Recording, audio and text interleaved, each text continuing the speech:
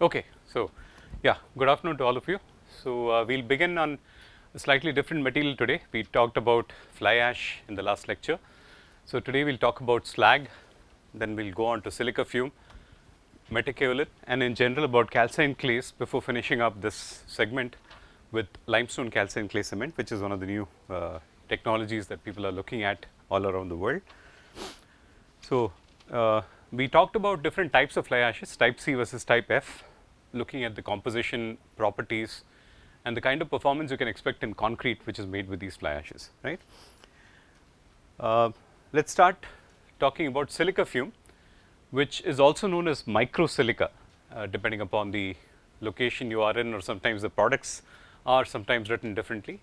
Sometimes it's called silica fume, sometimes microsilica, and so on. It is a byproduct of the ferrosilicon industry. So you are obtaining silica fume as a waste from the processing of ferrosilicon alloys. The kind of alloys have different types of silica content. Of course, you are trying to get silicon metal, right.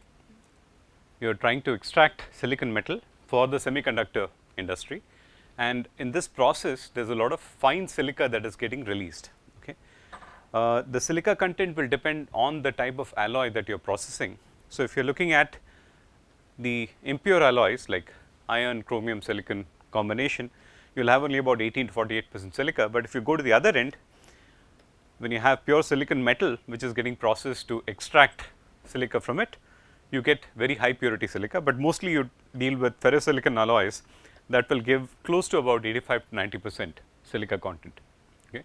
So, silica fume is high purity silica, you need high reactivity from this material, and that is why we are going with the processes that involve ferrosilicon type alloys which have high content of silica in it. So, silica fume is produced in the production process of silicon metal. So, again similar to your steel production process, of course, which we will take a look at later on. Here also we use various different ingredients as raw materials. Your quartz is the raw material, obviously. Carbon source is your coke or coal or wood chips, which leads to the burning. Quartz, of course, is just given as an example. It could be any of these ferrosilicon alloys which have different contents of silica, right. Silicon metal is extracted from pure quartz, but all the other ferrosilicon alloys have some level of silica content in them. So, these are the raw materials. In the smelting furnace, you have temperatures up to about 2000 degrees Celsius which are used, and the process essentially leads to a reduction of the silicon to silicon metal, silicon from silicon dioxide to silicon metal, and of course, it is also releasing carbon monoxide as a gaseous impurity. At the same time, a lot of the silica which is very fine is not getting converted, it is basically flying off, and that off gas basically which carries the very fine particles of silica along, it is collected in a baghouse filter, and as collected, not produced, probably as collected silica fume is directly tapped from the baghouse filter. Okay. The process obviously leads to the production of silicon metal. So, you can imagine that this is a highly specialized industry, and because of the highly specialized nature of the industry, the costs associated with silica fume are quite high.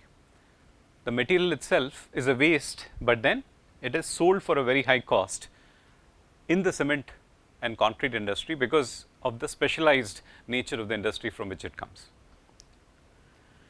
So, again this is just a layout from a plant like this. Yeah. Yeah, correct. Baghouse. I guess I am not 100% sure myself, but I presume that the collection efficiency of particulate matter of the size of fly ash, the baghouses are probably not that efficient in collecting particulate matter of that size, but here we are talking about very fine sizes, and the baghouse appears to be much more efficient, but that is my guess. I am not really 100% sure of this answer. Yeah. Okay. So, you can see the large building here houses the baghouses into which the off gas goes with the particles of silica fume, and then it is getting collected on the bag. So, as the name implies, the baghouse filter is where you have the dirty air which is carrying the particles, and these are the filter bags, like these three are the filter bags, and the powder basically is simply stuck on the top of the bag and slowly it falls and is collected at the bottom of the baghouse filter. Okay. So, this is the overall layout that you can find in Wikipedia also of this dust collector system. Baghouse filters are used in several processes for dust collection, and in this case of course, we are collecting the dust and using it usefully later on as silica fume. Now, when you collect the powder itself, it has got a very low specific gravity and it flies around everywhere because it is extremely light. The specific gravity is, the particle specific gravity is 2.2, but the particles are so fine, we are talking about sub-micron size particles. So, these are flying everywhere. So, when you try to pack such particles in a bag, when you like for instance, if you have a 50 kilo bag of cement, the particles are packing with some level of density there, right. The typical density of a cement bag is about 1500 kilograms per cubic meter, the density of the bag I am saying, the density of cement packed in a bag. But the same bag, if you pack silica fume, which is as collected, you may end up getting only about 5 to 10 kilograms in a 50 kilogram sized bag of cement. And that is because of the fact that being extremely fine, you can't pack this material well together. Okay. So, the as collected dry powder is very difficult to handle, it just starts flying off. I remember I did my bachelor's project when I was doing my bachelor's degree here at IITM. My bachelor's degree project was on the use of silica fume and high strength concrete. And I had no idea where to collect silica fume from. I found a source in Andhra Pradesh where I asked one of my friends to actually ship it to me. So, he said that okay, it is located at this godown, go and collect it from there. Then I went to this godown expecting that okay, it will be I had asked only 10 kilograms. I thought it will be a nice small bag, I can just carry it, come back by bus. In those days of course, personal transport was very expensive. So, then I found this bag, it was huge, really big bag, and the bag was so dirty because the powder was coming out of the pores of the bag itself. Then finally, I had to carry it back in an auto. By the time I came, I was covered in silica fume. So, it was that bad to handle. Huh? And the powder is extremely fine, because of which if you are working with the dry powder and if it gets into your respiratory system, you can actually have problems of silicosis, which is a problem which many dust, basically fine dust, can actually bring to people. So, need to handle it with care when it comes to the bulk powder, because of which it is hardly available as a bulk powder, because transportation and handling of large quantities is tough. That is why we go for dry densification of silica fume. Dry densification means, as the name implies, in the dry state we are pelletizing or compacting the particles to make larger agglomerated particles out of these, right. Now, while this is good for handling and transport, because now you are shipping lesser quantities, but when it comes into the concrete, you have to remember that the mixing efficiency has to be good enough to break down these particles into the individual small particles of silica, only then you get the high reactivity, right. So, I have multiple particles which are flocculated together. So, the mixing should shear off these particles, so they start separating, and it is not just the mixing which will help, also the presence of superplasticizer that will help in actually separating out these particles well enough, so that they are individually able to react with your lime and produce calcium silicate hydrate. So, reactivity of silica fume can be enhanced when you have the particles liberated in a concrete. So, this happens because of superplasticizer and also because of efficient mixing essentially when in the presence of aggregate. Okay. Here I should tell you that there are some studies where people have looked at the efficiency of mixing and its impact on the performance of silica fume concrete. In some instances, if the mixing has not been good, what people have seen is that these agglomerated balls of silica fume, the pellets of silica fume, just lie as pellets inside the microstructure of concrete, and they may also act as reactive aggregate. Now, I told you earlier that reactive aggregate is also reactive silica, pozzolanic material is also reactive silica. So, what is the difference? Pozzolanic materials are extremely fine. So, the alkali binding or reaction that takes place happens very early in the life, and it does not lead to any volumetric changes in the concrete. But when the aggregates are of a certain size, the changes, volumetric changes occur over a longer time period for the concrete, and that leads to expansive stresses that cause cracking. So, here some of these agglomerated silica fume particles could end up being sources of alkali silica reactivity. That's been some research that shows that. Okay.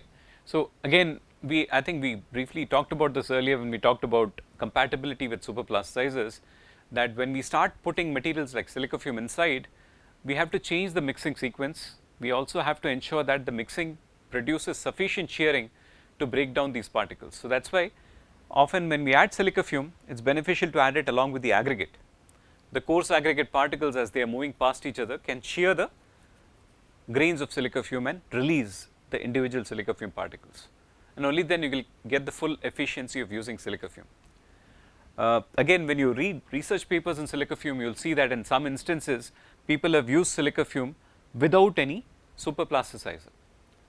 Again, that is a totally senseless thing to do. When you are using silica fume, you have to have a superplasticizer, otherwise the flocculation of these particles will render silica fume totally ineffective. That is also another reason, I mean I am connecting several things here, but that is also the other reason why research studies that have worked with cement paste, right, do not have the same impact of silica fume as research studies that have used cement mortar or concrete. In fact, there are papers written about it as to why silica fume usage in paste is not as effective as in mortar or concrete, but one of the primary reasons for that happening is you do not get this breakage of the particles which is needed. So, to avoid this, people also sometimes make silica fume available in a slurry form.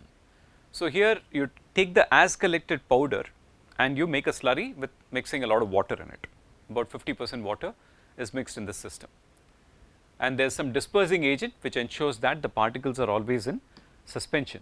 But obviously, like any other slurry or gel, there will be, sorry, not gel, any other suspension of particles like this, there will be gelling problems that can happen, especially in winter, right. You have particles settling, you may have some coagulation that happens within the slurry and so on. So, again when you are selling it as slurry, first of all you are handling double the material.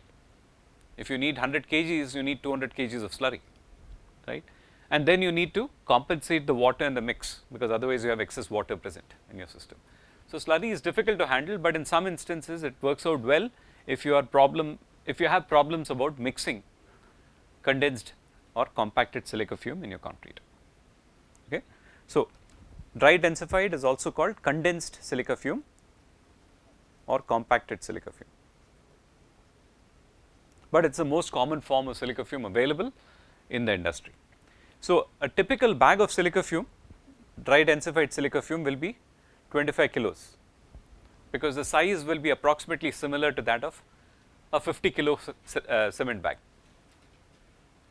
Even after dry densification, the density is not high enough to pack into a 50 kilogram, or mass of 50 kilogram cannot be packed into a regular cement bag. So, that is again, see, we may think it is all a matter of identifying what is what, but on the site the handling is being done by the people at the forefront, who are not necessarily having the training in identifying what is cement, what is silica fume. So, imagine instead of cement they use silica fume in your concrete. First of all, they will be going on adding water, because absolutely it is going to soak up every water that you put in. Secondly, the concrete will not set at all, because silica fume cannot react on its own with water, right. The size of the bag is the same, then the guy is totally confused. So, you have to have some markings which are making it look quite different. So, all of this has to be done very carefully. Yeah. Won't the pre-addition of water, like from slurry formation, won't it affect the reactivity of the silica in the concrete mix? No, so it helps in better dispersion. If you have water already suspending the particles of silica fume, it helps in better dispersion, because the concrete, when you mix the concrete, the silica fume particles are available for reaction.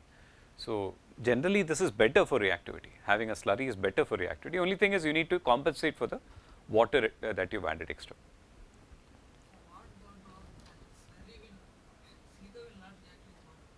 Silica does not react on its own with water, you need lime, no?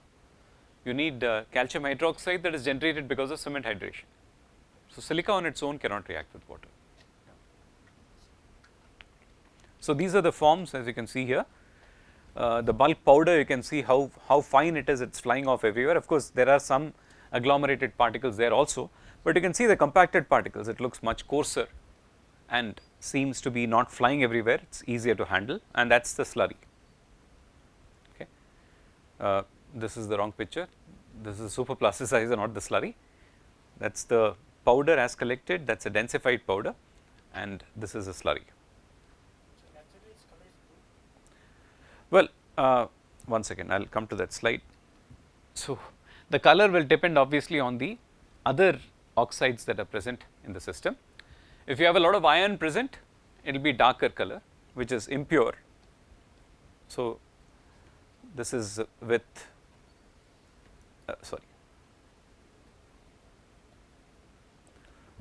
which has more iron oxide present, it will be darker in color, but if it is more purer form of silica, it will be lighter color. So, premium silica fume is typically available as a white color. There is also another product in the market which we call as silica flour.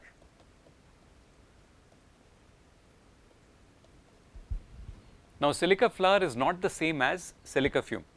Silica flour could also be the fine crystalline silica. Okay. Usually it is the fine crystalline silica, which is obviously not going to be reactive at all. Okay. Silica flour is used in paints and things like that, right. In paints we use fillers, right. A lot of fillers are used in paint, limestone, silica flour, these are used in paints to thicken the paint and provide a good texture. So, silica flour cannot be used for silica fume because it is not reactive, it is essentially crystalline, it is finely ground quartz essentially, okay, very finely ground quartz. Of course, in this picture you have a bluish color, maybe there are some other oxides which lend it to the blue color. Yeah. So, these are the physical properties. As I said, we are talking about sub-micron size particles. More often the silica fume particles are close to about 0.5 micron average size if you take individual particles of silica fume. Okay. Cement was how much? 15 microns. Average particle size of cement is 15 microns. So, here you are talking about a material that is 30 times smaller. Okay. 15 microns, if you divide by 30, it comes to 0.5 micron. So, 30 times finer material is being used. Okay. So, as produced silica fume or as collected silica fume has a bulk density of which is very small, right. But when you densify it, the bulk density increases by at least 3 times, because of which you are able to pack it in bags, but still 25 kilogram bag of silica fume is looking similar in volume to a 50 kilogram bag of cement. Okay. As a slurry, of course, you can pack in much more material, so you can actually increase the density of the slurry. Okay. Specific gravity about 2.2 if you consider individual particles of silica fume, and surface area, if you do it as per this method called Brunner, Emmett and Teller BET method, which is based on nitrogen sorption. Of course, the technique is not important here. Why I wanted to specify that here is that this is not the Blaine's method. We are not using Blaine's air permeability. When we go for very fine materials, we cannot use Blaine because it is not going to give us a result, because air has to flow through this packed bed of material. With silica fume, if you take the as collected particles, air will not flow through the bed of silica fume, because of which you have to adopt other strategies for determining surface area. This BET method, which is nitrogen sorption, is one more technique which states that the surface area of these particles is of the order of 13 to 30,000 square meters per kilogram. Cement was how much?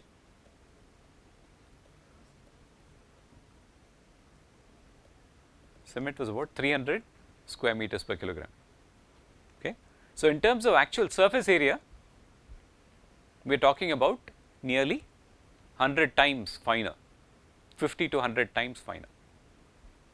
Okay. So, you can imagine that this fineness lends itself to the high reactivity that is exhibited by silica fume.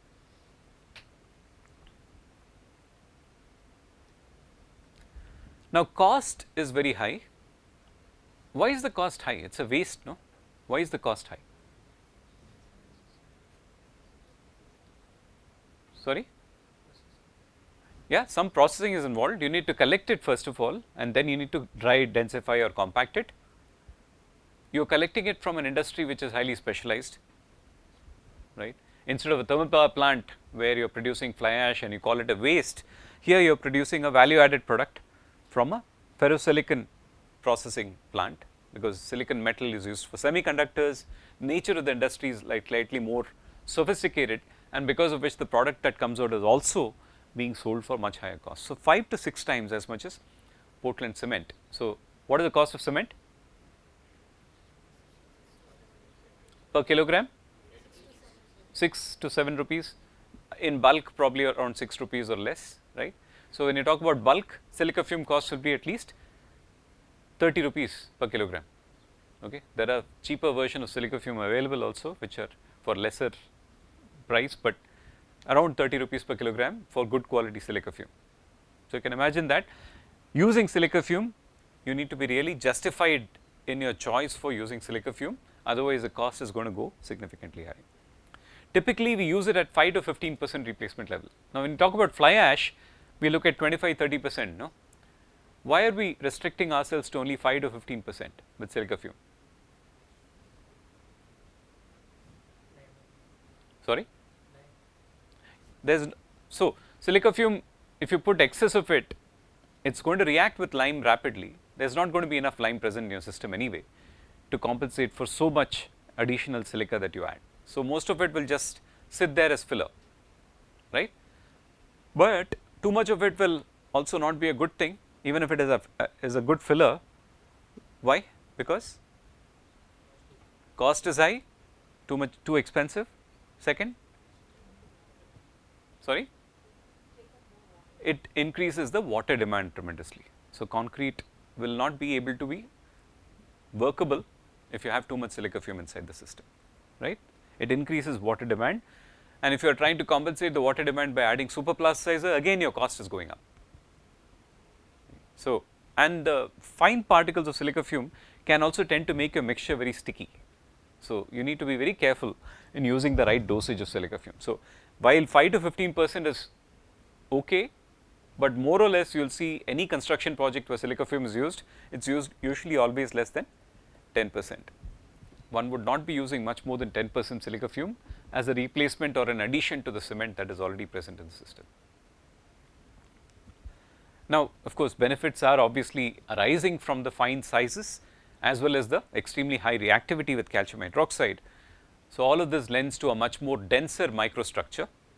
Mind you, again I have to distinguish between dense microstructure and density. Concrete density is not getting changed, but the microstructure is getting more and more dense. It is getting better packed. In other words, you are reducing the porosity present in the system, or rather you are making the pores finer and finer. Okay. Please remember that reduction in porosity may not always happen, but the pore sizes are going to get reduced significantly when you use mineral additives like silica fume. Now, water demand is increasing, so you need to compensate with super plasticizer. So, if you see a research article or a published paper where silica fume has been used without super plasticizer, it is not really worth reading the paper, because it's something which cannot be worked out in practical situations, right. Stickiness is often reported with silica fume mixtures. So, if you are trying to pump such mixtures, it is going to be involving a lot of effort, because it is going to start sticking to the pipe, and pushing this concrete will become more and more difficult. If you put silica fume concrete on a slab and try to use a trowel to finish the surface, the material will stick to the trowel. Because of the fine particles, it becomes really sticky. So, all these are practical issues when silica fume is used. So, slump loss is again very large, because water is not freely available to move around, right. And then you need more slump to place silica fume concrete, because it is cohesive.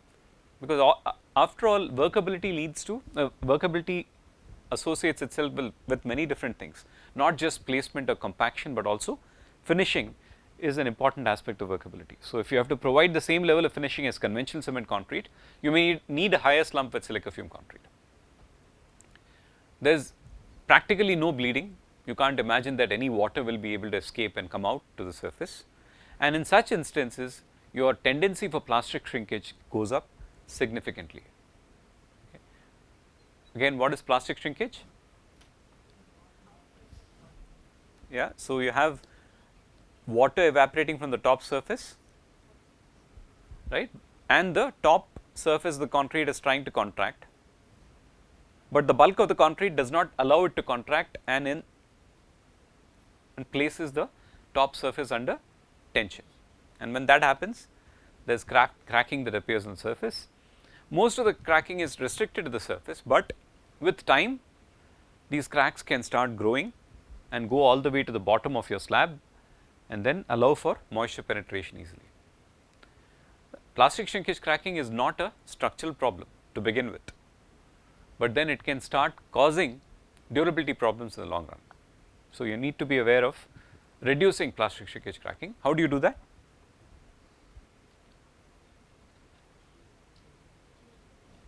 Sorry? You need to start curing early, right? You need to start curing early.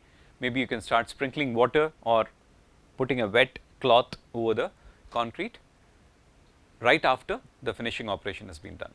Okay. One of the common strategies that many people adopt for restricting plastic shrinkage is to use a wooden float and simply rub the cracks as soon as they appear. So, when the cracks start appearing in the surface, you take a wet wooden float and simply rub on top of the cracks, you will get them to go away. But all this means that when you are actually attending to a surface like a slab, which has a very large exposed surface area, which can be susceptible to temperature, wind and other actions, right. So, plastic shrinkage is very high in a slab. In a beam, it is not really a problem because most of your area is covered, but in slab a lot of exposed surface is available. So, you need to have a lot more workmen on site to do this kind of operation, and those workmen have to be very vigilant in the first few hours after concreting. That is when these cracks appear. If you go away after finishing and come back after one day, it is already too late. Okay. One of the decks of Chennai Metro Rail that was being constructed, I was called to inspect one such deck where water was actually leaking from the bottom. So, water was actually gushing out from below the slab. So, we went to the top of the slab and took a look. It was all cracked completely. The entire slab was completely cracked. And it turns out that they used M60 grade concrete with silica fume, self-compacting concrete, M60 grade self-compacting concrete with silica fume. This was done sometime in August. Of course, Chennai temperatures are always above 30. August, they are well above 30. These temperatures, to avoid problems in such temperatures, concreting is usually undertaken at night. They started around 2 or 3 a.m.